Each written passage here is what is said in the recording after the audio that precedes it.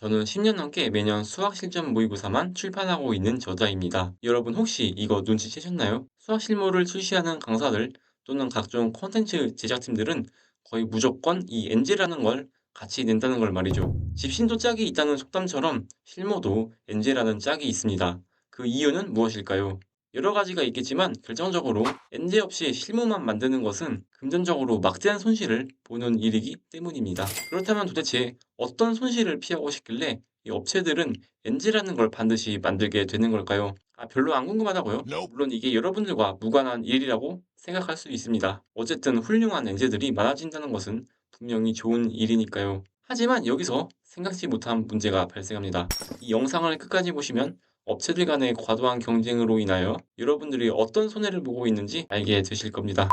다들 흔히 오해하는 것이 있습니다. 실무의 회차를 늘리면 매출도 비례해서 늘어날 것이라고 말이죠. 물론 실무의 회차가 아주 적다면 틀린 말은 아닙니다. 그런데 실무의 회차가 한 10회분 정도만 넘어가도 여기서 더 늘리는 것은 마치 같은 건물에 똑같은 카페를 여러 개 차리는 것과 같습니다. 그러나 그 상권을 이용하는 사람들의 수는 한정되어 있으므로 똑같은 카페를 여러 개 차려봤자 그냥 수요가 분산될 뿐이죠. 매출을 늘리고 싶다면 똑같은 카페를 여러 개 차리는 것이 아니라 더 많은 사람들을 유치할 수 있는 상권을 만들어야 할 것입니다. 이걸 실무에 적용해보면 실무의 회차를 늘려봤자 학생들의 수요만 여러 회차로 분산될 뿐이며 매출을 늘리고 싶다면 실무의 퀄리티를 높여야 한다는 말이 이해가 되실 겁니다. 자, 여기서 퀴즈 하나 드릴게요. 한 콘텐츠 팀이 수학 실무 12회분을 냈고 회당 1000부씩 총 12,000부가 팔렸습니다. 그렇다면 이 팀이 24회분을 냈다면 얼마나 팔렸을까요? 제가 앞서 힌트를 드렸으니까 12,000부로부터 2배가 되어서 총 24,000부일 거라고 대답한 분은 안 계시겠죠? 그렇다면 24,000부는 안 되더라도 12,000부보다는 많이 팔리지 않을까요? 사실은 말이죠. 12,000부도 못 팔 확률이 높습니다. 아니, 수요가 분산되더라도 합하면 최소한 유지는 되어야 하는 거 아닌가 싶으시겠지만 그러지 못하게 되는 저희 업계의 특수성이 있는데요. 지금부터 그걸 설명해 드릴게요. 12회분을 출시한다고 했을 때 한 해당 46문제씩이니까 500문제가 좀 넘는데요. 편의상 500문제가 필요하다고 해보겠습니다. 24회분을 출시하려면 1000문제가 필요하겠죠. 그런데 보통 콘텐츠 제작팀에서는 실무가 가장 주력 상품입니다. 문항수 대비 가장 고가에 팔 수 있기 때문인데요. 학생들은 겨우 30문제를 그것도 2, 3점짜리까지 섞어서 30문제임에도 불구하고 최소 7, 8천 원에서 만원 넘게도 지불하고 있죠. 그래서 콘텐츠 제작팀에서 갖고 있는 문제들 중에 고퀄리티인 것부터 차례로 실무에 수록하고 실무에 수록되지 않은 문제들은 엔제나 개념서 등 다른 교재에 수록합니다. 우리 팀은 그렇게 안 하고 싶다고 해서 그러기가 참 어렵습니다. 경쟁팀에서는 다 그렇게 하고 있으므로 시장에서 도태되지 않으려면 따라갈 수밖에 없죠. 꼭 돈이 좋아서 그런 게 아니라 일정 수준 이상의 매출을 계속 일으켜야 문항 개발에 투자도 하고 사람도 쓰면서 우리 콘텐츠 팀을 운영할 수 있기 때문입니다. 따라서 실무 12회분을 출시한다고 하면 콘텐츠 제작팀에서 갖고 있는 문제들 중에서 고퀄인 순으로 1등부터 500등인 문제들을 선보이게 되는데요. 24회분을 출시한다면 이게 1000등까지로 늘어나겠죠? 그러면 그만큼 실무에 수록된 문항들 평균 퀄리티가 낮아집니다.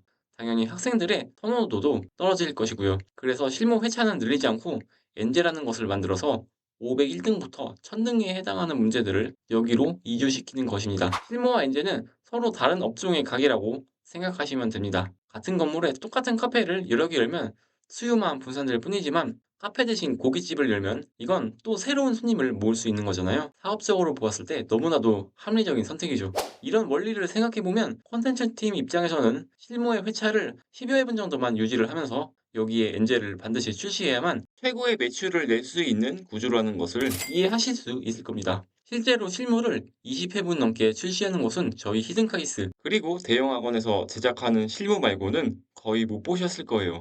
여기서 대형 학원에서 제작하는 실무는 이야기가 좀 다른 게 이 실무들은 일부 제휴업체를 제외하고는 시중에서 판매하지 않고 재원생들에게만 제공합니다. 직접적으로 실무의 매출을 일으키려는 목적이 아닌 것이죠. 그보다는 학원을 대표하는 콘텐츠로서 상징적인 의미가 큰 것이므로 예외처럼 생각하시면 됩니다. 그렇다면 도대체 이러한 업체들 간의 경쟁으로 인하여 여러분들에게 어떤 손해가 발생한다는 것일까요? 아무리 봐도 실무는 점점 퀄리티가 좋아지고 엔제들도 선택권이 넓어지니까 좋은 일만 있는 것 같은데요? 결론부터 말씀드리자면 엔제가 많아지는 것 자체는 개꿀이 맞습니다. 그런데 문제는 실무에서 발생하는 겁니다.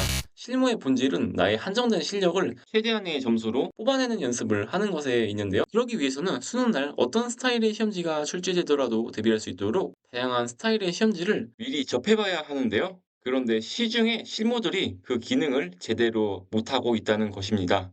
저는 오래전부터 이걸 느끼고 있었는데요. 히든카이스는 2018년에는 3회분만 출시하였지만 이후 19년에는 8회분, 20년에는 12회분, 21년에는 16회분까지 계속해서 늘려나간 것도 그 이후에서였습니다. 하지만 그 무렵 실무 회차를 더 이상 늘리는 것이 좀 지치기도 하고 좀 무의미하다고 느끼고 있었는데요. 그러다가 2021년에 시행된 22학년도 수능이 좀 예기치 않은 스타일로 출제되었습니다. 당시로서는 좀 실험적인 문항이 많고 전체적으로 마치 사포처럼 거친 느낌이었죠. 이런 스타일은 학생들이 저퀄리티라고 느끼고 사설틱하다고 표현합니다. 이런 건 당연히 실무에서도 꺼리는 스타일이죠. 어떠한 실무에서도 이런 불편한 느낌의 시험지에서 백분을 활용하는 연습을 시켜주지 않고 있을 때 바로 히든카이스가 그걸 했습니다. 그 해에는 4회분씩 4개의 시즌을 출시했었고 각 시즌마다 컨셉이 있었는데 그중 한 시즌에서 아예 대놓고 실험적인 시험지만 선보였었죠. 그런데 아쉬웠던 점은 당시 수능은 전체적으로 킬러가 쉽고 준킬러가 빡빡하였는데 히든카이스가 그것까지는 놓쳤다는 것입니다. 준킬러가 강세였던 당시 기조까지도 일부러 반대로 연출했던 탓인데요. 저는 이게 아쉬웠습니다. 전체적으로 실험적이라는 역방향의 배팅뿐만 아니라 준킬러가 강세라는 정방향의 배팅까지 동시에 할 수 있었다면 히든카이스가 더 완벽한 실무가 되었을 것이기 때문이죠. 그래서 이후에는 실무의 회차를 계속해서 늘려가면서 더욱 다양한 스타일의 시험지를 연구하였습니다. 그리고 그 다음 해인 2022년부터는 시험지의 스타일을 체계적으로 분류하기 위해 마치 사람처럼 수학 시험지에 MBTI라는 것을 만들고 그 기준에 따라 시험지를 개발해 나가는데요. 이 네 가지 요소는 다음과 같습니다. 첫 번째, 전체적으로 어려운 시험지와 쉬운 시험지. 두 번째,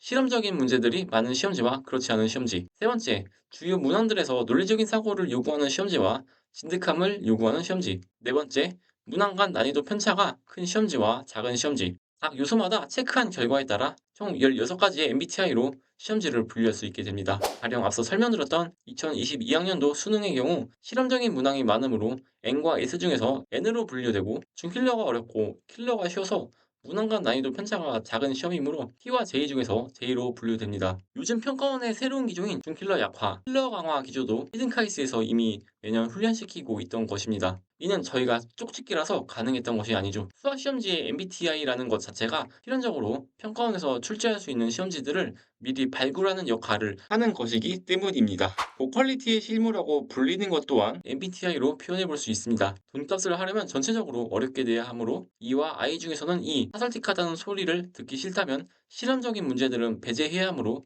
N과 S 중에서는 S, 계산이나 케이스 분류 등의 진득함이 아닌 논리적인 사고로 변별하는 문항들을 많이 넣어야 최상위권 학생들이 좋아할 테니 T와 F 중에서는 T죠. 참고로 여기서 E와 T 스타일은 사교육을 유발하므로 수능에서 출제를 자제하는 스타일입니다. 이렇게 생각해보면 결국 고퀄리티의 실무라는 것도 허상에 가깝습니다. 풀었을 때 뭔가 돈값하고 든든한 느낌이 들지만 결국 EST 스타일 위주의 다 똑같이 생긴 시험지들만 양산하는 결과를 낳을 뿐이니까요. 다양한 스타일의 시험지를 전혀 대비시켜주지 못하는 것입니다. 시중에 좋은 엔제는 충분히 많지만 수학 실무 시장은 정말 잘못되었다는 생각이 드는 게 그 이유에서입니다.